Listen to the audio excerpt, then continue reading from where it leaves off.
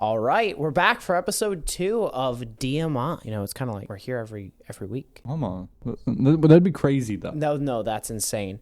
All right, so kind of the topic that we have chosen for this week is actually going to be combat. I think combat is one of the most underused and challenging things for especially new DMs to start with. I started D&D off wanting to play and having no friends in high school who played D&D. No one at my school played it. So I literally started out by picking up one of each of the copies of the main books and then figuring it out. And I know definitely I made a lot of mistakes in combat, which is why I'm really excited to talk about this topic, because I would like to think that I've come a long way from where I started. That's fair. I started way back in the days at 3.5, so it was more complicated. Believe it or not, I actually went back and I played 3.5 after learning all of 5th edition, and I have such respect for that format. It's actually a lot of fun to play that combat system, especially if you know what's going on, but I do think the 5e is a little bit easier, especially for new players. 5e, 100% super easy, like streamlined. So the easiest one is like 5e, super like new player friendly. 3.5 if you want to like do combat and like skill and ability stuff, like out of RP, like not like, oh, I'm gonna have a conversation with this guy.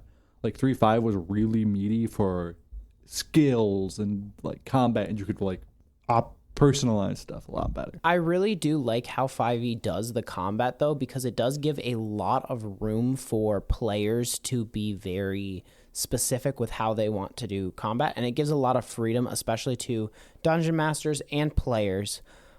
There's a lot of really like nuanced parts that kind of get overseen. One that I'm going to mention that I really think is often overlooked is like disarming. Disarming in 5e is super straightforward in combat, and I really do like that grappling and like those close hand-to-hands, but it's super underutilized. Like I see it when I watch when I listen to the podcast for Not Another D&D Podcast or Critical Role.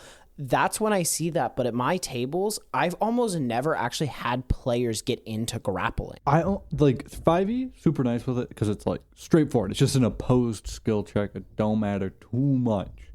And I've seen in 5e, I've had one person who I've played with who did a grappler fighter. So he was a boxer, basically, who grappled people and just punched them while they were pinned. But other than that, I don't ever see people really utilizing it. I will say I've seen a monk use it a lot, especially on like other shows that I watch on YouTube. That being said, I feel like it adds a lot to monk, fighter, barbarian, and it's just super underutilized. And I think it really has like 1-2 paragraphs maybe in the player handbook, and it's right at the end in the combat section. It's not mentioned at all in the early of like how to play the game. None of those like effects and abilities to fight show up at all. They wait until the very end of the book, and unless you're like a madman like me, where I read the book cover to cover, mostly because I had people keep abusing things that I didn't understand. They were like, oh, you don't know every single feat and how they work? Let me pick this random feat that you've never heard of and let me abuse it and break it. So I had to go back and read every single page. And that's when I really realized, oh my God, these skills can be really strong as long as you're in like single target combat. Yeah, and I think one of the things 5e does real nice is it makes combat more of a like RP piece too, of instead of just being, well, I'm going to hit the guy and I'm going to use this one thing. You can put your own like character into what you're doing. And so a very interesting thing is like I have mostly played spellcasters. Spellcasters is kind of my special like genre when it comes to like playing actual characters. I've played wizards, I've played sorcerers, I've played clerics. Those are like my big 3. I will say I find that people often overlook the somatic, the verbal, the physical components, unless it's incredibly expensive for casting spells. And for combat, that's kind of saddening to me, because there are spells like Deafen where if you cast Deafen on a magic caster, they can't do anything with a verbal component. It's just gone. So they can't cast those spells. But a lot of times players don't even bother to look at those symbols to kind of see whether or not they can cast it, especially when there's those status effects. So that's where, like me as a DM, if I have a monster that casts silence, that's really scary for all of my spellcasters. And they're going to be like, oh, I'm going to cast Fireball. And you can't speak within this domain, so you can't cast Fireball. Like, that's crippling and debilitating to spellcasters.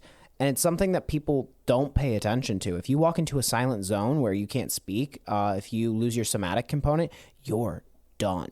Like, there's nothing you can do. Yeah, so, like, I think that's one of the real nice things for at least spellcasters is because they have the different pieces. And all those parts are, like, super small on it. Like, it's 3 letters that people don't read because it doesn't have, like, well, this isn't what the spell does. And it's in the block of, like, oh, it's an instant speed spell or bonus action, free action, or whatever type of spell it is. And that's the piece that gets overlooked. But that's also the part that makes it the most interesting. Because they all require something slightly different. And what I do like is that they all require something slightly different. So if you have a prepared spell list, you really should be looking at those 3 letters and making sure that you have a variety of them that's missing one of each of the components. Because otherwise, if you lose one of those, it's going to be rough. What if somebody takes what if you have a thief steal your magic focus belt? Like, you don't have any of your physical components anymore. And they may be minor, but that's a couple gold pieces to replace. And if you're going right into combat after that, I want you to know what spells you're going to be able to actually cast. Like, if we're in a crowded bar, and you're getting wasted, and I have you roll for perception, and somebody grabs that bag and runs away, that's going to be pretty hard on you, especially with people that like to go into taverns and drink a lot. Oftentimes I'll make these kind of nuanced checks that people don't think about. So they're like, well, why are you punishing me for being drunk in the bar? I'm like, because I think D&D is a lot more interesting when it's a real story and it's more realistic. And if you're that person that's wasted in the bar every night, one of these times somebody's going to grab something from you, and it might be pretty important. Yeah, like, because especially if you're in whatever settings, if you're in a bigger city especially, there's going to be people in there looking for you. Not you, but like looking for that guy who's getting a little too drunk, a little too far gone. And then as soon as they see that, they're going to go for it. They're going to act upon it, basically taking a spellcaster out, especially because what happens most of the time as soon as something's stolen, you turn and start trying to shoot. Yep, and you're not going to be able to. You're going to turn, you're going to go cast like Firebolt or whatever. And whatever piece of it you needed. Gone. Yeah, absolutely. So with magic casters, I mean, magic is a common knowledge thing in the D&D world. They're going to know if they grab that bag that there's nothing you can do. And especially with combat and how I like to do it is those components are very, very important. And I actually liked one of my players, they asked me, hey, I'm playing a ranger. And I know all the jokes about ranger being one of the worst classes. I don't think it's the worst, especially with D&D releasing their rework and me having played with a couple of different ideas for it. But my ranger goes, hey, can I shoot my bow at the goblin mage in the back? He's got his focus in his hand. Can I shoot at that focus? Now, it's a super small space. So I'm like, yeah, you can shoot at it, but it's going to be really hard to hit. I'm not telling my player no. But I'm still going to give them, I'm like, if you get above a 15, and I didn't tell them, I'm like, if you roll really well, I'm going to let you hit it. And they rolled a nat 20. So, like, they hit it, it exploded. That magic caster, he's useless now. He can't do anything that requires a focus, which is a good 80% of those abilities. And I'm really not opposed to players going about doing that. Now, me as a DM, I'm not going to have non-intelligent creatures or low-intelligent creatures go for the orbs unlike the spell focuses, but I think there's a lot of nuance that's added when you allow them to disarm spellcasters. I think that goes kind of into being able to be specific with what you're shooting at or hitting. Like, if I'm in a fight with somebody who's trying to get away, it's a lot more interesting if I can, like, take out his legs than if I'm just hitting his AC. Just hitting him in general, like generically, because then you can have that nuance in your combat as opposed to just beating someone until their health bar is 0. You get to actually like, okay, I'm going to do this strategy piece as to, oh, my character's, let's say, a swashbuckler. They're going to be like stabbing at them and doing quick slashes, whereas your big barbarian might break their arm with a hit. And like, let's say I have a swashbuckler in my campaign and we're running combat and they're fighting a bunch of thieves and one of the thieves tries to run past them and get across and they get this opportunity for a opportunity attack. I would much rather my player be like, I'm going to go and slash for the backs of his knees. Because for me, if you roll really high now, let's say you get a non-natural 20, I can be like, all right, you turn, you take a full swing. If you get 7 hit points, he's got 1 hit point left. You cut right through the back of those tendons in his knees. He falls to the ground and he's now prone. That's such a easier description for me as a DM, and it makes my player feel like they're really part of this story. Because you're not going to just willy-nilly just chuck an axe at somebody and pray to God that it lands and have no idea. You're going to be like, all right, I'm going to line up with his head, I'm going to throw my axe. And if you roll a nat 1, that thing's going flying across the room. But if you roll a nat 20, it's going to land right where you wanted it. It's going to be devastating. And it gives those story elements where also it's not on me as the DM to build the entire story from scratch. And it lets the players feel more rewarded. It also kind of goes with like a lot of people run with the rule of cool in their tables. It's a lot more like cool if you throw your axe and you embed it into their head versus just, oh, I threw my axe and it hit them. Like those two things are such different ideas and they carry such a different weight to them that it makes the combat more like explosive and action feel like a movie.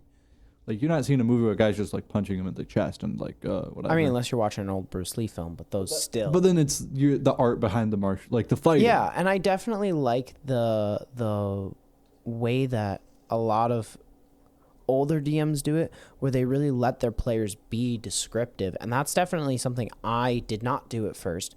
When I was like, they were like, I want to cast Acid Splash. I was like, all right. And I just literally read off the card. That was not very engaging. And roleplay was a very hard thing for me at the beginning because we didn't know the rules. So I had to learn the rules, and then it was just the rules, and it wasn't any really roleplay.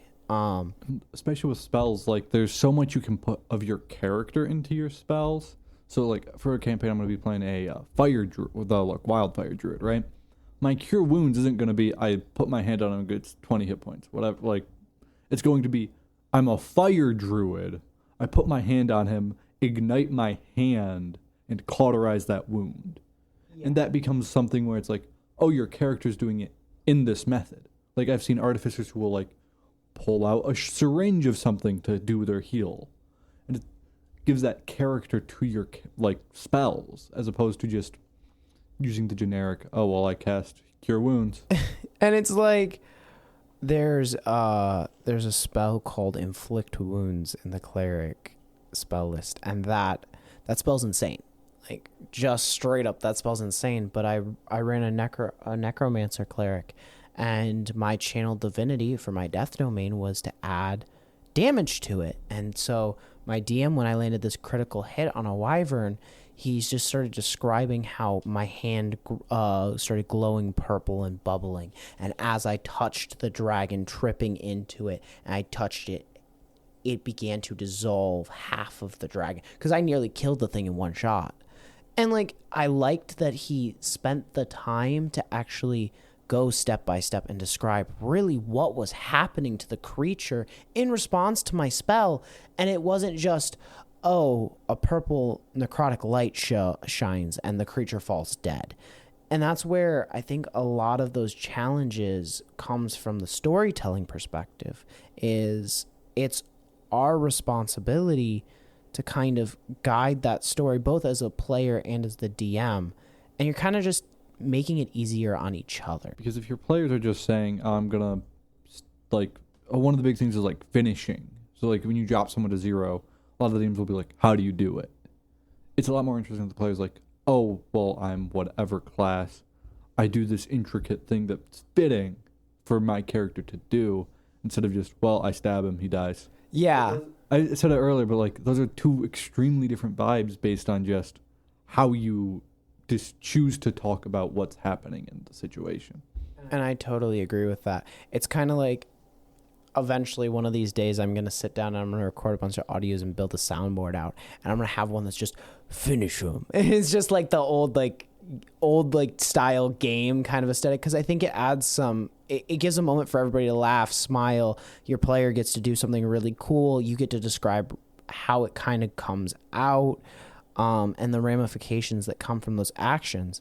Because if they're going to kill a character, if they just are there like, I'm going to go and stab straight through his chest, that's going to be a lot less, for example, intimidating if they're fighting a group than I slice his head off and it goes flying. You're going to probably strike some fear into the other enemies.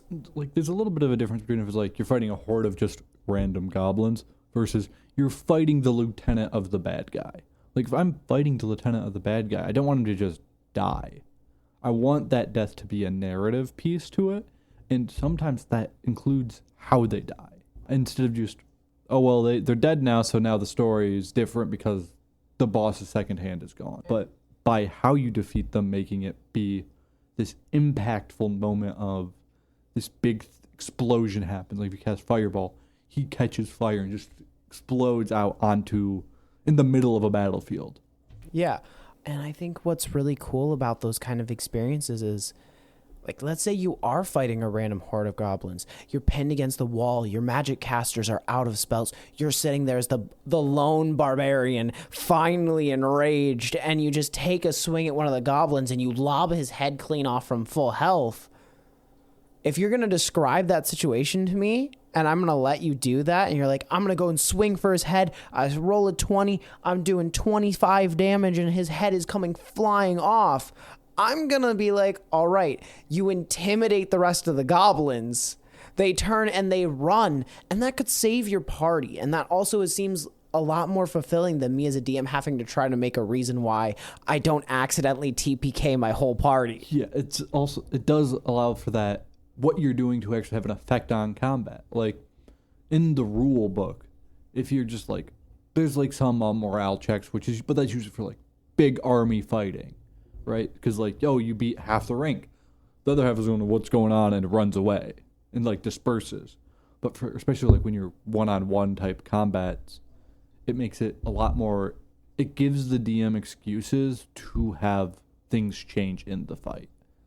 So, oh, you killed the leader of this group. The rest of them aren't going to still be just standing there like, okay, we're going to kill you now. They're probably going to be like, oh, what just happened? Our boss is gone now. And trying to like find a leader in themselves as they're like, and maybe you just decimate that leader and they're sort of like, oh, well, I'm out, and run away. Yeah, and I think running away isn't a bad thing. Like, it's never a cop-out for you to just be like, oh my God, two of my players just slaughtered these monsters, and now there's this one that has this glorious and triumphant battle against the biggest guy there. If you guys watch the biggest man fall and you just lost two of your comrades, at least half of them are gonna be like, ooh, do I really want to fight these people? How much do I believe in that cause? So it's like, especially with intelligent creatures, I think that's really important, especially letting the characters kind of guide that narrative of, like, you were talking about how in our campaign that we're podcasting, you're going to be running a flame druid. Like, if I watch you walk up and cast a spell and my buddy from full health bursts into flames and incinerates, I'm going to be like, ooh, about that fight, I think I'm good. Because even, like, especially in, like, combats for, like, ship-to-ship combat in any situation, especially if you have a fire character casting fire or, like, lightning, things are going to catch fire. And on, like, water, even, like, outside of D&D, in, like, the real world, if your boat caught on fire, that boat was gone. Like, you would have to, like, try to get water from the ocean to dump onto the fire before it spreads to the sails of your ship or to whatever other piece. Yeah, and I kind of also, it's like one of those things of, I do have a little more understanding of, like, it's very much a narrative that's going to be important, because, like, for yours, you're going to be a wildfire druid. Our setting is in space on boats. If you do that on the wrong boat at the same time, the whole boat goes up in flames with you and the crew on it. And I don't think that's really what we want to do a lot of the time. So it also adds that kind of, if you're letting them describe the spells, if it goes horribly wrong and you cast a major fire spell, half the ship lights on fire, and now you got to find a way to get off. And with our setting, we're placed firmly in the astral sky. Like, there are ships that aren't made out of wood. That being said, if we're on a ship that's wood fighting in ship-to-ship combat and you go hog wild, I would want to hear how you describe it, because if you do one of those major AoE fire attacks and you light 4 people on fire, okay, maybe the fire is magical and doesn't light the wood on fire. But the guy that's running around with his head cut off, burning, he's going to set something on fire. Yeah, and then you're going to have to, as a crew, kind of talk about, ooh, should we keep fighting? Should we be running away from this giant burning ship that we're on? But hey, the druid gets away. The druid turns into a bird and flies away. Exactly. And it's like, especially with the fact that we're in a Spelljammer setting, like, we're in space. There's only so much air around the ship, so it's like, and once that ship goes down, oh, we're bolting. You're running out of air. And like, me as a DM, like, it's kind of almost amusing to think about that idea, and it's part of the reason I really wanted to encourage you to play that character. Is it's almost funny that you're a fire druid in the middle of space. And, like, this is like a small thing with like how your characters work. Like a fire's character especially. Fire is such a dichotomy of a item, like element. Every element is, but like fire hits it in such a bit more visceral way of fire will literally destroy everything if left unchecked. If we're on a ship and I'm like, well, I'm going to cast Fireball, that ship is probably on fire. And now, well, the thing that was supposed to just protect us and help us like win the fight is now going to be a reason that we could all die because of it. And we do have like fighters and stuff like at the same rate. If, like, let's say we had a barbarian instead with a great axe, or a fighter with a great axe. You decide, you come to me and you're, or a hammer. We'll use a hammer because it's a good example. I'm coming with a great warhammer. We're on a ship. I want to take a big overhead swing, and I get a nat 1 and a miss. And now, not only have you taken this big windup and lost your turn, but that big hammer is probably going through that ship. And with Spelljammer, it's like a lot more specific because it's such a magical type of ship. If you're near your, like, I can't remember what the exact name is, but like the helm of the ship, you could just lose your actual ship. Like, obviously, like one nat 1's not going to be, oh, well, there goes your ship. But if you're like, smacking the ship and constantly missing and constantly having them evade, that's not going to be good for that ship if you're fighting on the helm. And if you mess up and you swing at the guy who's sitting on the helm with that warhammer and you get a 1, I'm definitely having that thing smashed open. And then you're stuck going in whatever direction you're in. If that's going to collide with your ship, that's not going to be pretty. And I think that's where the freedom of combat, it has such highs and lows that it really brings more interest into the actual description of the game. If you make, like, combat can be interesting and fun as just like a, so not even social, but like a game, right? Like just doing the base. We have a map, we do fighting, which is something like that. Something super simple can be enjoyable, but because for D&D you're not just trying to run a game, you're trying to tell a story. The big piece for combat is, how does your combat play into your story? There's a couple ways you can have combat play into the story. Like, you can do a combat where it's about a character growing. So throughout that combat, you can kind of see this character changing, like, especially if it's like for a backstory. If you're fighting the enemy from your backstory, your character's not going to go in and out of that fight as the same person. Yeah, and I know we've spent a lot of time already talking about how terrain affects combat, but it's such an important part. Like, if you're walking into a cave and you're using a great sword, you're not going to be able to swing that. So now you're a fighter that's specialized in sword fighting that's going to have to go up, get in their face, and have a fist fight. And that's not something that you ever really want to experience as a player. But it also adds another element to the combat that can be fun and rewarding or punishing. And I really like that. And with terrain and combat, a lot of people just have it as a static piece. Like, oh, well, you're in a village, so there's some houses. And there's like some fields, and there's some animals and pens. But then that's all that's there. But as soon as, like, combat eventually will get boring, especially if it's a big combat, something can change. Let's say you're in that town where there's, like, a cow pen or something. There's this combat going around. All the animals are going to be freaking out. they might knock over the fence at some point and then hit the combat as a new not even static, but like a new force that's not actually fighting, but like just plowing through. And now suddenly my combat of I'm fighting the 20 million goblins becomes I'm fighting goblins and there's cows charging at me. And like, for example, you said that perfectly. Like, if these animals get out and start running towards you, that's not going to be good for you. But more importantly, animals are going to try to get away from the combat. If they knock over that fence and get away, who knows? Maybe you're trying to do sneak attack and then it turns into this big battle. Now that horse is galloping through the forest, screaming any of their local villages or whatever. If it's goblins, now you got hobgoblins coming, and that's not going to be as fun. Like even if you're like attacking a bandit camp, if you're trying to like be not too noisy while like fighting all the bandits, someone might still be just taking a nap. That somebody could be a really good spellcaster. So that, the animals are out now, could be their horses have started like braying and making all these noises, and your spellcaster who was like taking a nap is like, wait, what's going on? Walks out of the tent, sees 6 people he has never seen before fighting his allies, and suddenly just goes, whoop, I have to do this. Well, it's like, for example, let's say he's sleeping under a tree and he's just chilling out there. If you're trying to sneak up, you've successfully gotten your stealth roll. We're really close. We're all the way in their camp, basically. And my spellcaster goes, I want to cast a lightning strike directly on that giant branch over him.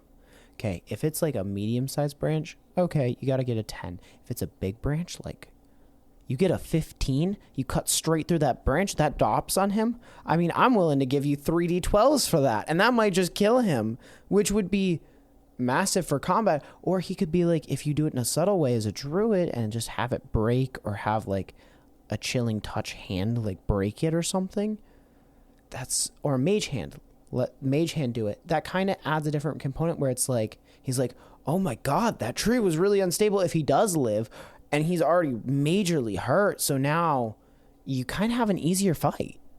I think combat, a lot of people miss out the opportunity to use the terrain you're in to your advantage. With the terrain, one of the big things, like, for, like, druids and rangers have to do a lot with the terrain and what's around them. One of the a core spell to druids is their druid craft spell.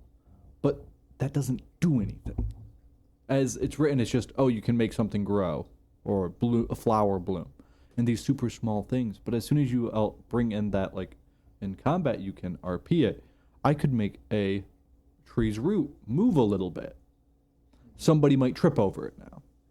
Or if that guy's under the tree, a root might come up and grab, like, it would probably be a check or something. It might wrap around his foot. So now he wakes up and is like, I'm stuck on the ground. Which you don't get if you're not including that extra little piece to combat. And this has been called lazy before when I admit this, but for me, those kind of terrain like effects, like hitting a door and breaking it down, hitting a lightning bolt and breaking off a branch, all of those things, I don't write down what DC I put that at. I kind of put it based on what we're feeling. If we're sneaking up and you have time and you're going slowly and you're planning to break that branch or wrap it around his foot, I'm going to give you a much easier DC check than, okay, we're in a castle keep. We've got 5 kobolds that we're fighting. We're a level 3 party. I want to smash through the door so that we can sprint out with our down teammate. That's going to be a lot harder check because you got people swinging at you. Like, that might be a 13 or a 14. And like that doesn't seem like a lot, but those DC checks that I do, I kind of do it based on the feeling of the environment rather than keeping them as static numbers. Yes, like especially with terrain, like part of it is how can you use your terrain to your advantage? And realistically, if you're trying to be more realistic, if you're in a fight and especially if you're trying to ambush or something, you're going to be modifying the terrain. You're going to be doing something to give yourself an advantage. Like, say a cart's going across a bridge or something. You might be cutting down a tree in front of it. Yeah. How am I going to do that? If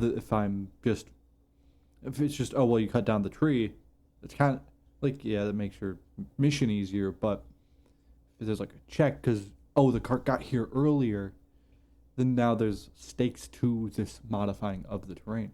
That tree could fall in the wrong way. Yeah, no, and like I was talking to one of my friends last night who was telling me they've never gotten into D&D because they've had a couple of rough goes about it.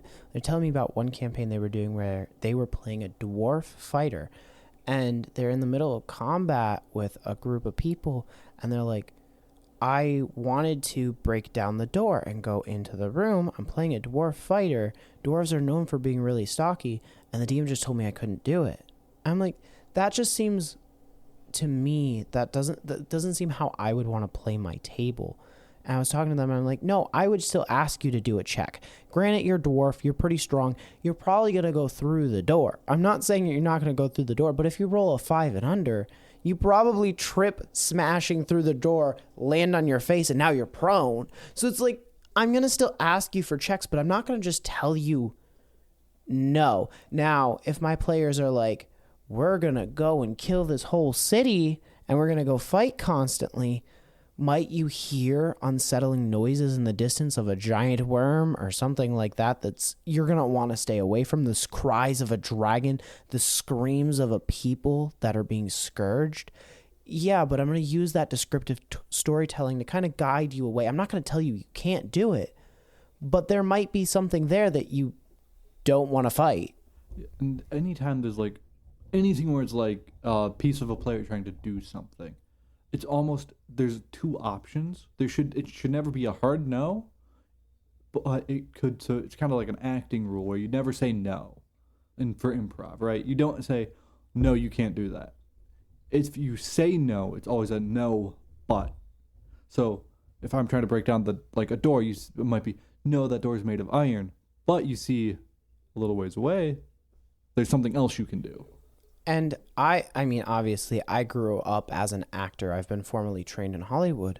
One of the big things we always did for improv, like you mentioned, is we weren't allowed to say no. It was always, we had to say yes and. So they would be like, I want to break through this door. Yes, and you can do that, but you might fall if you are unbalanced. It's always a, yes, you can do that, and, or but, something else may happen, or yes, and you're going to have disadvantage on that. Like, I'm always going to tell you can do something. It just might not be what you want it to be. Like, especially with, like, D&D, if you're in, like, a castle or something, right? There's some times where no is the answer. Like, you can't do that. Can I break down this random, like, 4-foot wide support pillar? No. See, but then you, instead of just being like, no, there has to be something to it. Like, you might be able to do something to... No, but you see there's this thing over here that might be able to help you. Or those minor little, like... For me, they're like, I'm trying to find the exit. We don't want to bother going around. I want to try to go through this 4-foot wall. Awesome.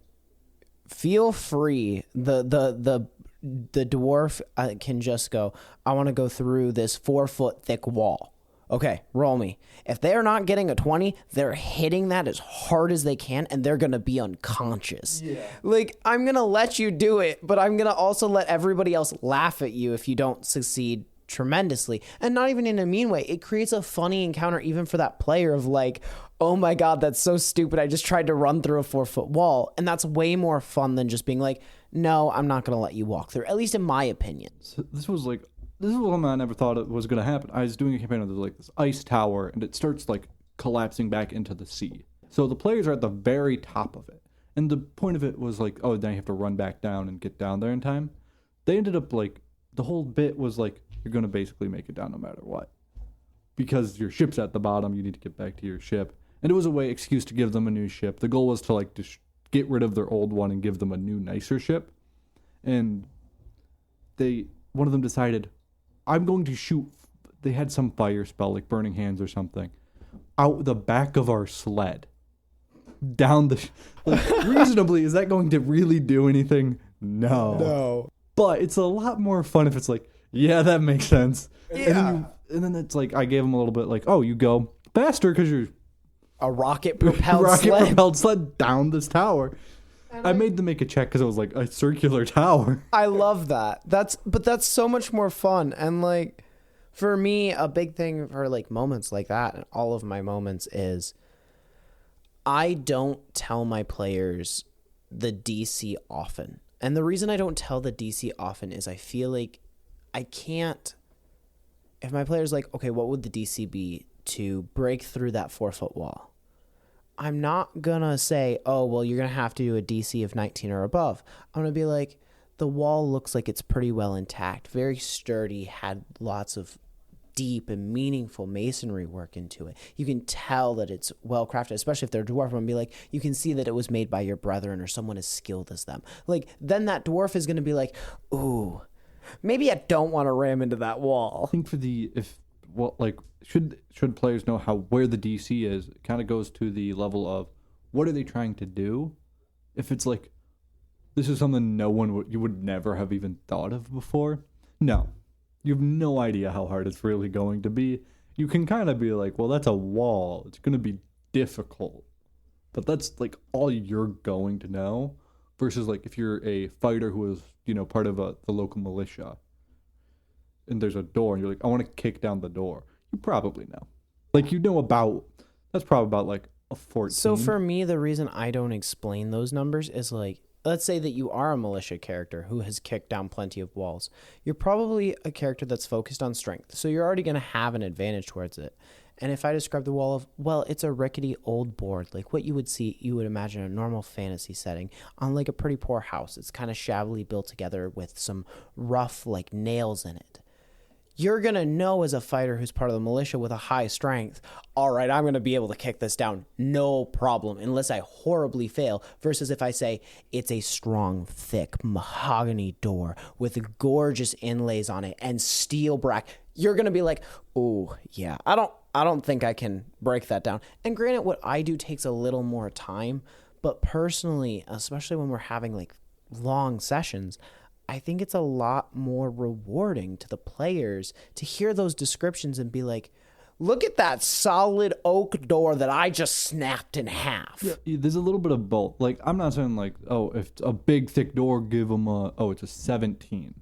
But like, it's going to be, you'll probably need at least like to do okay. Like, give a little bit of like, this is kind of the area it would be in. I'd be like, it's going to be pretty hard, but I'm not going to like...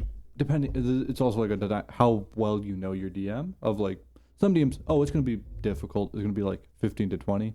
Some, it's going to be difficult. It's going to be like 20 to 25. Yeah, and for me, like the only DCs I really like to tell people, I'll tell people if they really want to know, and we've discussed it beforehand, but the only one where I'm like going to be like, okay, this is going to be incredibly, like, you need to get a 10 or above, is on saving throws. Like, saving throws or, like, con checks for spells. Like, that's public knowledge. You know these spells. Like, and really, there's no way that I can hide those numbers. Unfortunately, I wish there was a little bit better way to do it roleplay-wise. But especially with the campaign that we're preparing for, I want it to be highly descriptive. We have 2 new players who aren't super rule heavy, and you and I we're the other half of that group, especially with us podcasting and us knowing the book really well. I want to give them those role play opportunities while we focus much more on the rule lawyer thing. Like this is part of the reason why it's like I haven't done mini druids, but like I'm doing a class that I know can do whatever I need it to do, is so that they don't have to worry about combat or like any of the mechanical things, because someone can do it. Because I'm playing a druid, I can be a front line if I need to. I can heal, I can do damage, I can do a little bit of everything depending on how I take my spells that day. Yeah, and I think that that's a really important thing for us in our is dichotomy the right word? But like in our group and our decisions, is the fact that we know as a group that we have players that aren't as experienced, and we have 2 people who have DM'd. We've played way more sessions than we probably want to admit. Yeah, so like for us, it's a little bit more on us, and I think that's how a lot of new tables are, because there's a lot of people looking to get into D&D, and we mentioned it on our last podcast. Baldur's Gate just opened that floodgates for us. Like, so has like the Critical Roles and the Dimension 20s and the Not Another D&D podcast, all those, by having these like prolific people, are especially showing the role play aspect because they're all professionally trained improv, comedic actors. So you want to give those people who are trying to get into it that opportunity. So it's not, your DM's not gonna be Matt Mercer or Brennan Lee Mulligan. You're not gonna have somebody at that level whose only thing is D&D, to where they can spend those 40-hour weeks just building. And like even for people that are coming, like myself, for example, like I struggle to find DMs who have DM'd as many campaigns as I have because it's such a small group. It's a lot of the time in the group, it's, well, sorry, buddy, it's your turn to be the DM. No one really steps forward and wants to be that DM character. And I really didn't have a choice because I was the person that wanted to start convincing my friends to play. So you have to be able to run the game. And I've made so many mistakes. And even watching them, I'm like, wow, that's crazy. And like, I went to an improv school. I'm still growing, but like to find actual good DMs who have had that experience is really, really challenging. And that's part of why I wanted to do this, is so that we could kind of have a discussion with multiple people I know who have DM'd that I've either played with or I've played under that I've really enjoyed, and even meet some new people, because it is a very small community of dungeon masters, and creating those opportunities for new players to kind of learn how to play and helping each other grow. That's really where we're at with Baldur's Gate, because I know I have the challenge of, I went to my work the other day and I was talking about D&D, and I had like 9 people come up to me and they're like, oh my God, I want to get into it. I played Baldur's Gate, but I don't know a DM. And I'm sitting here like myself as the only person at my work who's ever been a DM. And I'm like, I can't take all of these people. I want to, but even just to teach one of them to be a DM would take me hours and hours. This is one of those things of, they're not great. The modules are not the best because the modules are never going to be what's fun. It's like, you're going to have your module and you're going to start it and you're going to read it and you're going to learn all the pieces to it. But then a player's going to be like, but I want to do this other thing. Rolling with the different, like, I almost jokingly will call it like the abuse of the players, as it is like the whole purpose of being a DM. Your players are going to be like, so you know that thing that the book says nothing about? Yeah. You know that giant worm? I'm going to put a mind sash on him so that he becomes an intelligent, communicating being. What is a giant purple worm going to do when it can think and reason? I don't know. I have to make that up in 5 seconds. And that's challenging, because I don't want to just be like, no, it fails, you can't put it on him. That's boring. And a lot of time for like, especially because of Baldur's Gate and how all you're learning in Baldur's Gate is the like mechanics. You're not learning, oh, this is how I play a character. Your character is like in that game is literally nobody. They're just a body, realistically. And the only characters are the NPCs.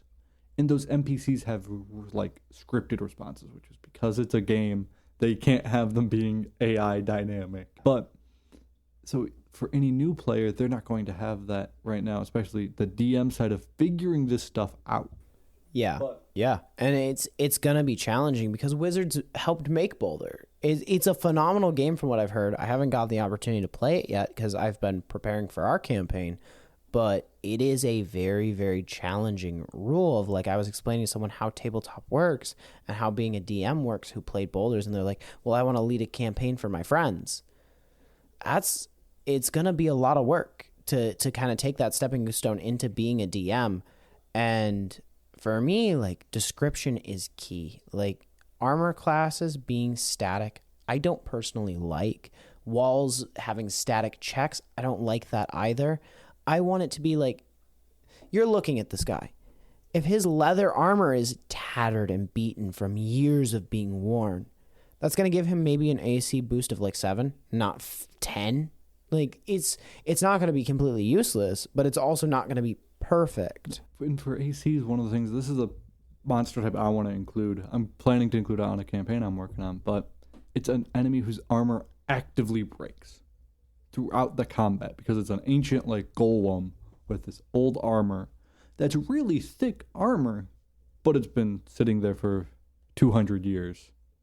So you hit it with a big axe, a chunk's falling off of it. Like, it took the hit. And I think it's almost kind of dull when you have like this really veteran warrior who puts on his armor after years of not touching it, and he walks out with plate mail that's giving him a plus 13, but it hasn't been touched or maintained in like 20, 30 years. That thing's going to be rusty. Now, like dragon scale, as long as there's not like pieces that have fallen off of it and you don't describe it as like pieces have fallen off, dragon scale I give a little more benefit because dragon scales don't decompose. So like I'm forgiving with some of them, but like leather armor, plate mail, like stuff like that, it's gonna break down over time. Especially if you're using it like as players. Like obviously it sucks having to buy your big heavy armor, especially if you're a tank. So I always go with the, like, you can maintain it on your own if you have the tools. Yeah. But if you're just, a guy who's a fighter who's like, whatever, my armor don't matter. All that matters is magic items and swords. And, you buy 3 swords so you can use all 3. Then if you're not paying attention to your armor is eventually going to give out on you. You're getting constantly battered by goblins and whatever else. Your armor's not going to be just punky dory sitting there like, yup, I'm still grade A. Yeah, and I love in combat the idea of armor breaking. And I'm never going to be like out of the blue all of a sudden you're hit by an arrow and your armor shatters. That's dull. But definitely if you're talking to your players, it's like you guys have been traveling for months through frozen tundra. You've been traveling in this barren desert, sand blasting you in the face, and you're wearing leather armor, and then you get to the next town and somebody slashes you, it might go through that armor. Like, we're going to have that conversation, and I think it's a fun optional rule that can add some flavor to your combat. And it makes it so your combat isn't just, well, I bought the best armor, I am golden now. Like, even like historically, if you're looking at armors, those armors aren't cheap, and they're not cheap to keep. All of that big heavy stuff that is going to be the stuff that gives you, your 18 and 20s in AC needs to be taken care of. It needs to be maintained, or else it's just going to fall apart. And the other thing is, like you mentioned, those like buying that perfect set of armor. Once players kind of have that perfect set of armor, it gets really dull, especially combat, because basically nothing can hit you unless you're coming against things that negate armor, and that feels unsatisfying to me. So personally, I know a lot of DMs, and I have been the DM that adds status effects as a damage type, like exhaustion, and the first time a new player is going to experience a monster that is giving you exhaustion points, that's going to be scary. And it's like, you want to let your tanks feel like tanks, right? You don't want your person who spent 500 gold on their heavy plate armor to be just getting smacked around. Like, you don't want to be that paladin who has a 20 AC and the DM said, well, I can't hit the paladin, so I'm going to bump everything's bonus. Because that's unsatisfying for the paladin who wants to be your big tank, and it's the most frustrating experience for everyone else at that table. But as soon as you add those other damages, like, oh, well, you're getting beaten up. Even if you're not, like, bleeding and taking actual damage from it, you're getting tired by it. And, like, I have special biomes that I use. Like, one of my friends who I'm hoping to get on here at some point, swamps. We don't go in swamps. Swamps are absolutely never. I'm not stepping foot into that swamp unless you force me to. But like one of the ones that we talked about is we did a campaign in a crimson forest. We created this whole biome called the Crimson Forest, and we had these crimson dire wolves. Dire wolves aren't that scary. And it was a late game campaign. Everybody's like, haha, I'm just going to smack on the wolves because it's going to be really hard for them to hit me. But one of them hit them, and what they didn't realize was that every one of these wolves had venom on its teeth and its claws, and so it just put bleed on them. So, like, yeah, our wizard had a robe that let him teleport to dodge, and our paladin had the greatest magical armor that we could find, and so he had, like, an AC of, like, 22, but it hit him with a 23, and he just started gushing blood, and then for the first time in a long time of combat, he had to actually be afraid of something, which was not normal. And it wasn't something that was massive like a giant boss. It was a mundane, everyday creature with the normal stat blocks. It just had this effect, which gave it that little edge to make the encounter feel more devastating. With like, especially with like high AC characters, you can do the, well, I'm going to just throw saving throws, but that also feels like cheap of, well, I couldn't hit you, so I'm going to hit you. Which, yes, those saving throws are important. Like, it's a good way to, like, keep your party balanced of, well, yeah, your paladin has a 20 AC. He doesn't have a high dexterity, though. Yeah, like, no. You're going to throw a fireball. The thing that I actually find kind of funny, though, is, like, the monster manual makes mistakes. I, as a very young DM, like, not having much experience at all, threw 5 shadows at a party. And if I was like, a shadow has a half a challenge rating. They're super easy. My party's going to clean them up. No problems asked. That is not what happened. They are immune to everything, and I didn't pay attention to those immunities. And I TPK'd a level 5 party with literally a challenge rating of 3, which shouldn't happen. But it does. Especially with the challenge rating system. It's so optimized of this is actually accurate. You have stuff like that where I can't remember exactly what the creature is. It's invisible and it can push things really well. So a trap in, I believe it's a pre-made dungeon, is just a hallway with holes on the ends full of these creatures. And like, it doesn't matter what level your party is, you can't see them. They're just going to shove you. And they're going to keep shoving you until you die. Yeah, and I think they're like a CR1. Yeah, and like people don't pay attention to the fact that those things are dangerous. It's almost why, like, for late game characters, I actually have brought back a couple of times, like the first, second, and third edition old rules surrounding undead, where like if a skeleton touches you, it can rip 60 years from your character.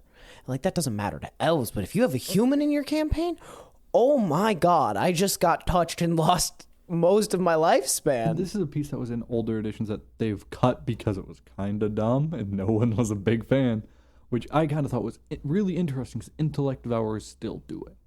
But they don't do the full effect. It used to be if you hit like 0 in a stat, you died.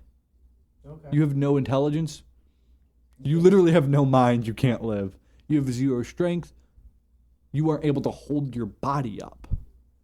And different creatures could eat at that. So your 100 HP fighter had 20 strength or 20 con. That zombie is going to hit him and knock off 2 con. And the one that was really bad was Ghosts. Ghosts could strip away permanent hit points. That was scary.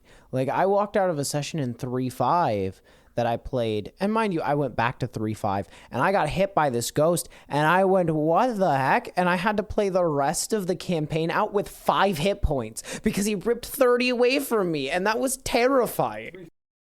3.5 combat monsters were brutal, though, because they expected you to optimize. I'm kind of glad that we're not in that place anymore, but like when you get level 20 characters, if you kind of read through the DM handbook, I'm pretty sure it's in, they talk about what each level of character is supposed to be in terms of like society. Like once you hit level 6, you're like a well-known folk hero. By the time you're hitting like 18, 20, you're revered as a god. So like tossing that occasional old rule that is crippling and terrifying back in makes the fights feel rewarding. It makes you feel like you're actually going to help towards something. Especially in like later levels after like level 12, 13, there's a reason we're going back to Baldur's Gate again. It ends at like level 12. You can't get above level 12 because after that you're just essentially a god. You have spells that can just wipe the board of everything. So it's not interesting to play at that point. In standard 5e with no homebrew, nothing special. But as soon as you introduce those things that can either propagate themselves and create more monsters on the midst of a battle, or can like hit something that nothing else can, it keeps the players from just being like, well, I'm level 20. Nothing gets in my way. And the thing that's challenging for me is with new combat, I kind of struggle to get those status effects explained well because there's so few of them. There's like fatigue, there's exhaustion, there's bleed.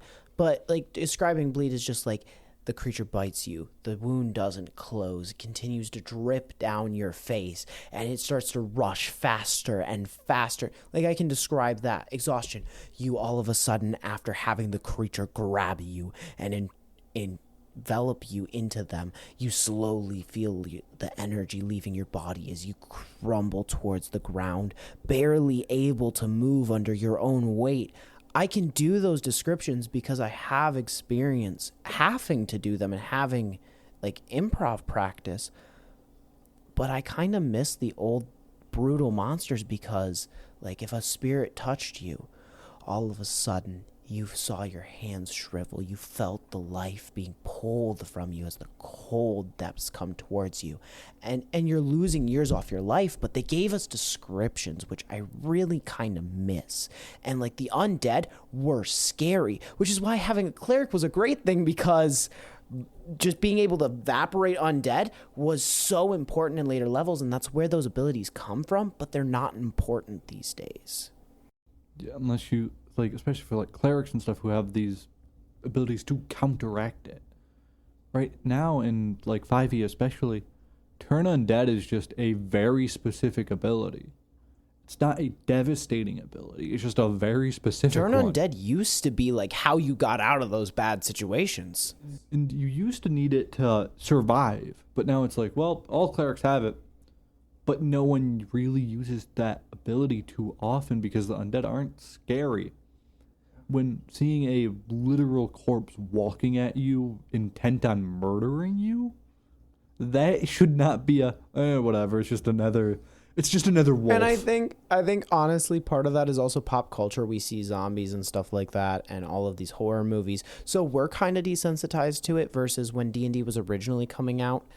Those things weren't popularized. I mean, there was like Frankenstein's monster, which is really old. You've got the old vampire stories, but a lot of these spirits that were made in D&D and made into monsters, they were new ideas. Like, for example, one that's very rarely talked about, the Bagman.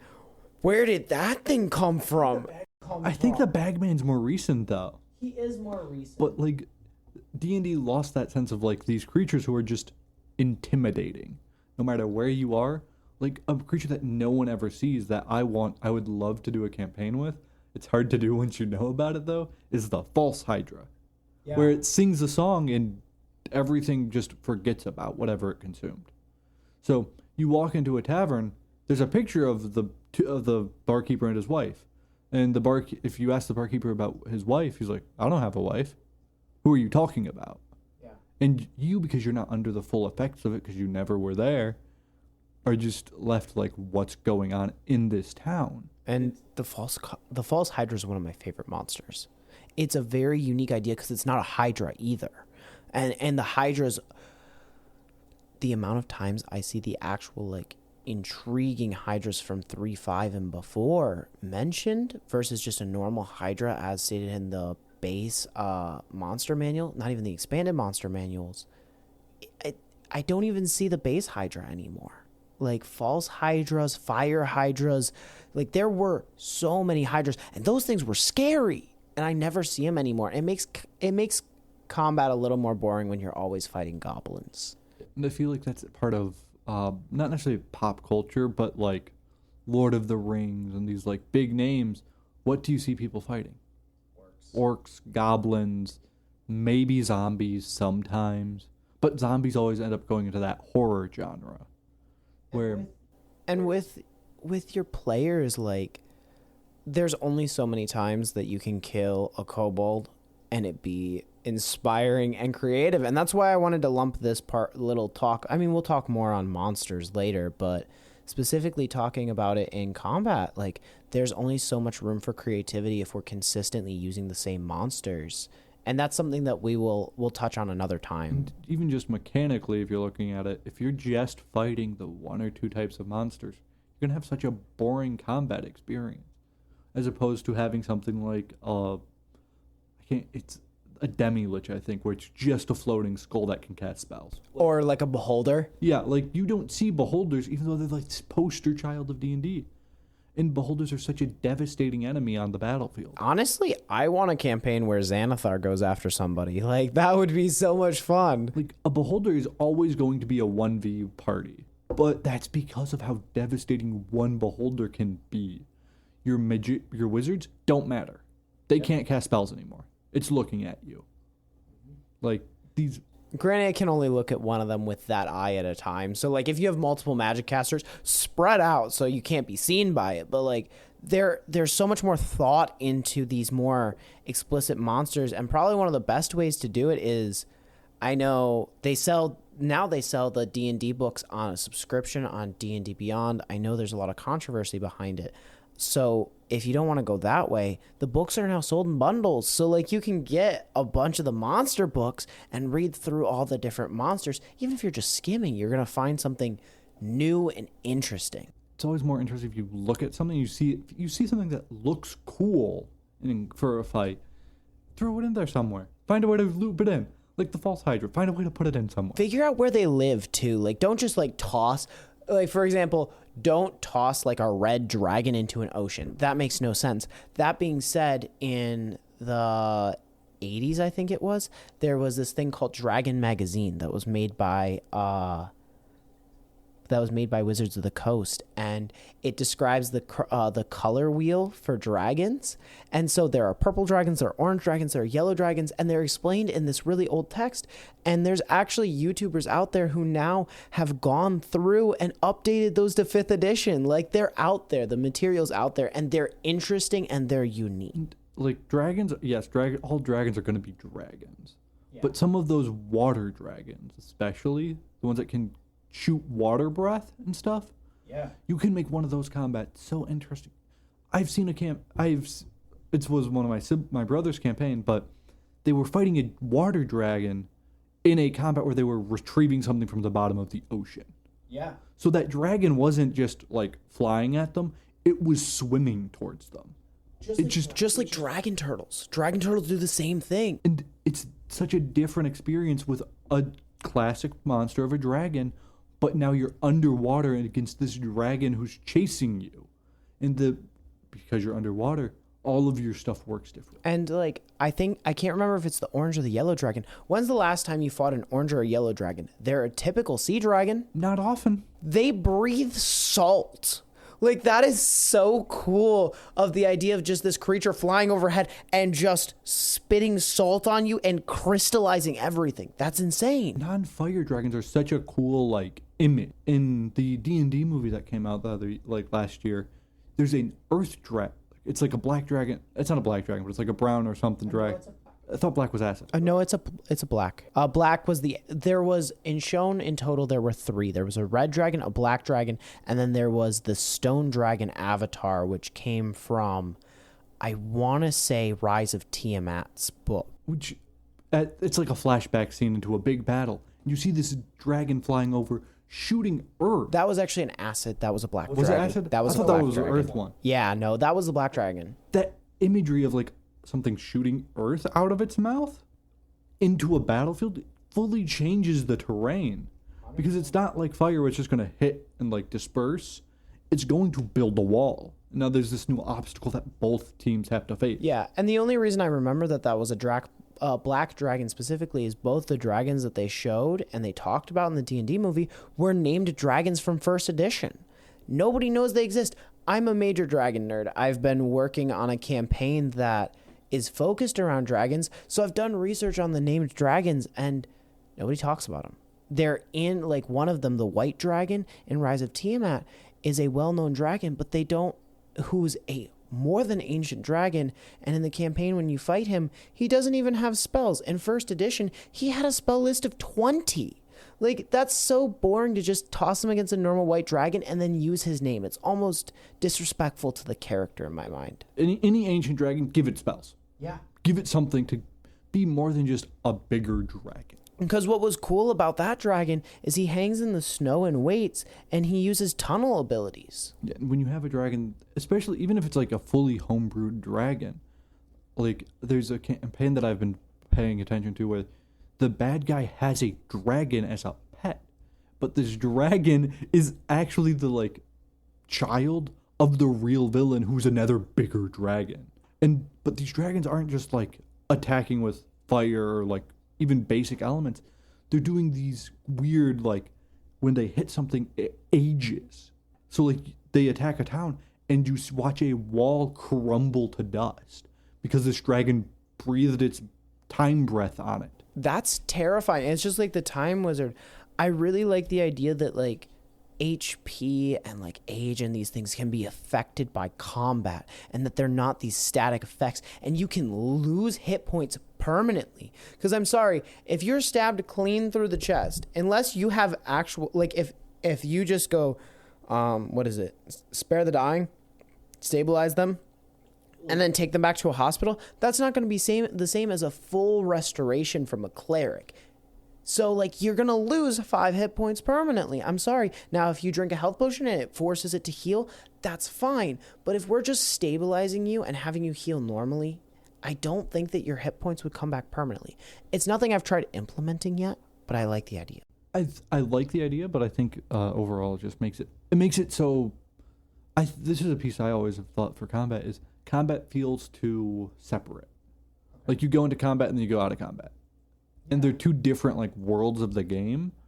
But let's say we're fighting and I take half my hit points or more, especially if I'm high level. I'm not going to be walking out of that fight just as the same as I walked into it with. And that's not just going to be, oh, well, I'm battered and bloody. It's going to be like, oh, well, maybe I'm missing some fingers now. For me, when I really think about these ideas of how I want to run my combats, if I am, as an individual, bringing you down to like 0 hit points, there's gotta be ramifications. And an optional rule that I've seen on a lot of forums lately has been this idea that, and I've been playing with the idea myself, and I haven't found a good way to implement it, where if you have major damage done to you, it doesn't heal unless you go and you seek out help from a cleric or a religious figure or a magical potion. And I like that idea that like your body's not going to naturally heal through some of these wounds. Like, long rest ain't gonna cut it. I'm sorry, Taking but a nap isn't gonna heal you from getting like your heart ripped out or getting stabbed through the chest. No one is like Zoro from One Piece, who takes the biggest sword across the chest and fights the next day perfectly fine, pretty much. No, like, you're gonna be not walking normally for a while. and I definitely think that that's kind of important to recognize, is that optional rule is very interesting. I just don't know how to execute it yet, and that's something that I'm playing with, and I'd love to test in a campaign before I kind of publish the rules on it. My last kind of thing that I want to bring up is combat ending. When combat ends, it's just so boring, and that's why I like that HP rule, is because then combat has ramifications that you're going to have to deal with later outside of combat.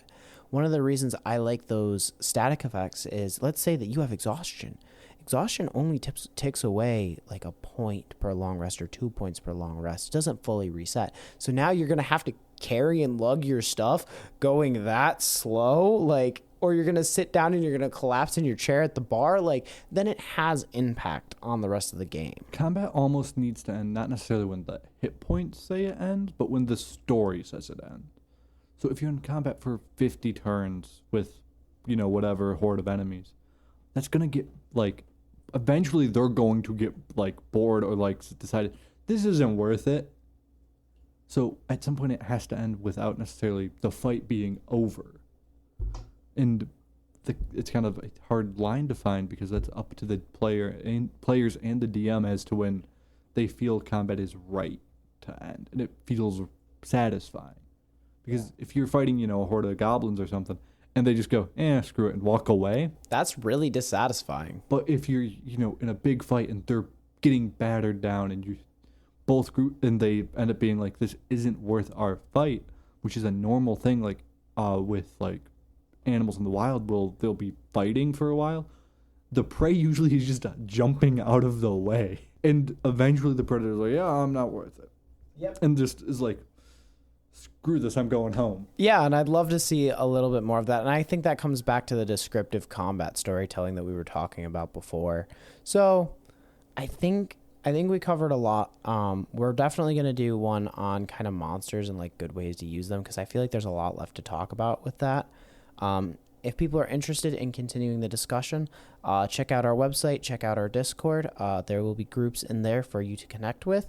And yeah, I really appreciate everybody for listening today, and stay tuned for the next one.